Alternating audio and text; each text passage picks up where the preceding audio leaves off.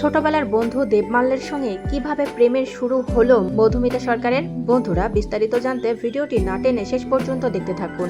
আর একটি বিশেষ অনুরোধ, দয়া করে আমাদের চ্যানেলটিকে সাবস্ক্রাইব করে পাশের বেল আইকনটিতে ক্লিক দিয়ে রাখুন, যাতে সব ধরনের আপডেট খবর সবার আগে আপনি পেয়ে যান। এই মুহূর্তে টলিপাড়ার আলোচনার কেন্দ্রবিন্দুতে অভিনেত্রী মধুমিতা সরকার। তাকে নিয়ে দর্শক মনে কৌতূহল কোনোদিনই কম ছিল না। চলতি মাসেরই 23 তারিখে শৈশবের বন্ধু ও প্রেমিক দেবমাল্য চক্রবর্তীর গলায় মালা পরিয়েছেন এই নায়িকা। এর আগে চলতি বছরের পুজোয় প্রেমের ঘোষণার পর নায়িকার প্রতি আগ্রহ অনেকটাই বেড়ে যায়। দেবমাল্য চক্রবর্তীর সঙ্গে তখন চুটিয়ে প্রেম করতেন এই নায়িকা। একসঙ্গে নানা ধরনের ছবি পোস্ট করতে থাকেন অভিনেত্রী। কখনো ঘুরতে যাওয়ার ছবি, তো কখনো বন্ধুদের সঙ্গে সময় কাটানোর মুহূর্ত। তার ইনস্টাগ্রামের পাতা ভরে গিয়েছিল এই সব ছবিতে।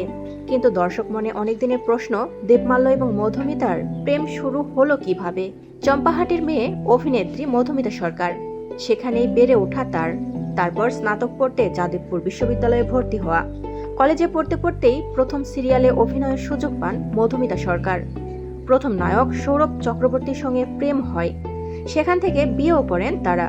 যদিও সেই সম্পর্ক ভেঙে গিয়েছে অনেক বছর, আইনি পথে আলাদা হয়ে গিয়েছেন তারা। মাঝে একাই বিভিন্ন জায়গায় ঘুরে বেড়াতেন অভিনেত্রী মধুমিতা সরকার। কাজ আর ট্রাভেল ছাড়া জীবনে আর কিছুই ছিল না মধুমিতার। কিন্তু জীবনে বিশেষ মানুষের খোঁজ ঠিক পাওয়া যাচ্ছিল না। অবশেষে দেবমাল্যের সঙ্গে প্রেমের কথা নিজেই ঘোষণা করেছেন নায়িকা। কিভাবে প্রেম হলো তাদের? অভিনেত্রী জানান, দেবমাল্য তার ছোটবেলার বন্ধু। তিনি বলেন, দেবমাল্য আমার ছোটবেলার বন্ধু। বহু বছর ধরে আমরা পরস্পরকে চিনি। তারপরই মনে হলো বন্ধুত্বকে আরো এক ধাপ এগোনো যায়। আমরা ভালো আছি। এভাবেই ভালো বন্ধু এবং আরো ভালো বন্ধু এক পর্যায়ে প্রেমের সম্পর্কে গড়িয়ে পড়ে ছোটবেলার বন্ধুত্ব। সর্বশেষ 2026 সালের 23 জানুয়ারি একে অপরকে বিবাহ করেন মধুমিতা সরকার এবং দেবমাল্য চক্রবর্তী। প্রসঙ্গত, চলতি মাসেরই 23 জানুয়ারি সরস্বতী পুজোর রাতে প্রেমিক দেবমাল্য চক্রবর্তীর সঙ্গে কাগজে কলমের সাত পাকে বাধা পড়েন মধুমিতা সরকার। মধুমিতা এবং দেবমাল্যর এই নতুন জুটি ভক্তদের কাছে ইতোমধ্যেই বেশ জনপ্রিয় হয়ে উঠেছে। বিয়ের ছবি প্রকাশ্যে আসার পর থেকেই টলিপাড়ার সহকর্মী থেকে শুরু করে সাধারণ মানুষ সকলেই তাদের আগামী জীবনের জন্য অনেক অনেক ভালোবাসা পাঠিয়েছেন।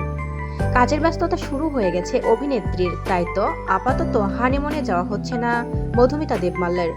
তবে মাসখানেক পর হানিমুনে যাবেন বলে জানিয়েছেন অভিনেত্রী নিজেই। বন্ধুরা, মধুমিতা দেবমাল্যকে আপনাদের কেমন লাগে অবশ্যই কমেন্টস করে আমাদের জানিয়ে দিন। আর পরবর্তী আপডেট নিউজ সবার আগে পেতে হলে আমাদের চ্যানেলটি সাবস্ক্রাইব করে পাশের বেল আইকনটি অন রাখুন। এতক্ষণ সাথে থাকার জন্য ধন্যবাদ।